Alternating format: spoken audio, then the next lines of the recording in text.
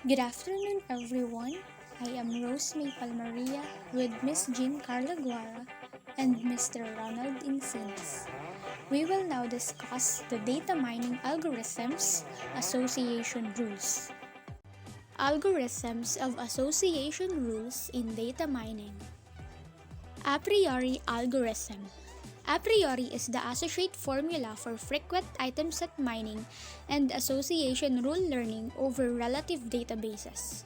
A priori is an expression related to common item set mining and association rule learning in relative databases. Characteristically reproduce common items in your data and extend them to larger and larger item sets as long as these item sets appear to be sufficiently typical in your data. The frequent item set ensured by a priori is additionally wont to confirm association rules that highlight trends within the data.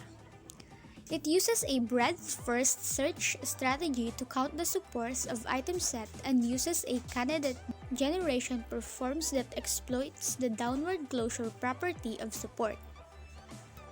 ECLAT algorithm. ECLAT represents for equivalence category transformation. ECLAT stands for equivalence of category conversion. Its depth-first search formula supported intersections.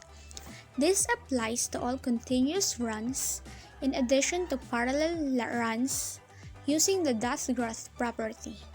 This is a general depth-first search related expression across the item set grid supported by pattern mining.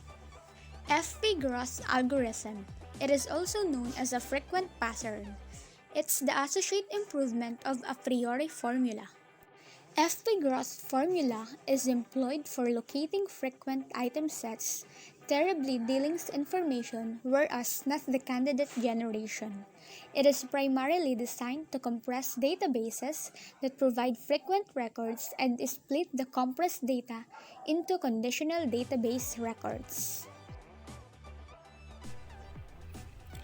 Association rule learning is also a basic rule-based machine learning technique used to find interesting relationships between variables in large databases.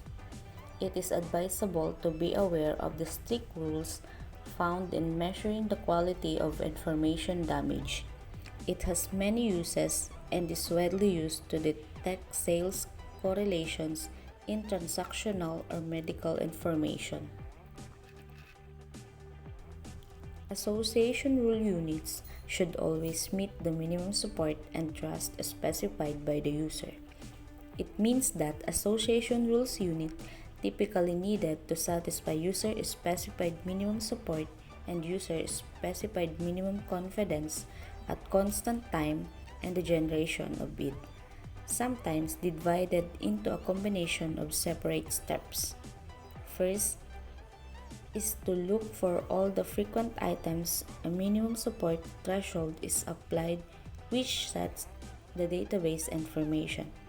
Second is where minimum confidence is applicable to those frequent item sets, so on turn-out rules.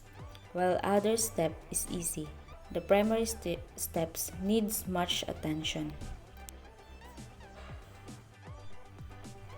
How association rules work in data mining. Association rule mining uses machine learning models to analyze pattern information. It identifies an, if, or then association.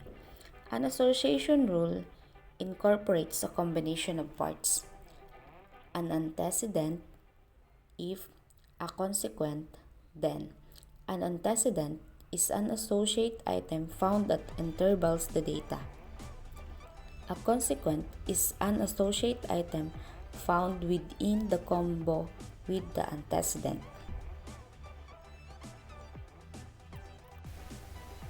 Association rules unit created by absolutely analyzing information and looking for frequent if or then patterns.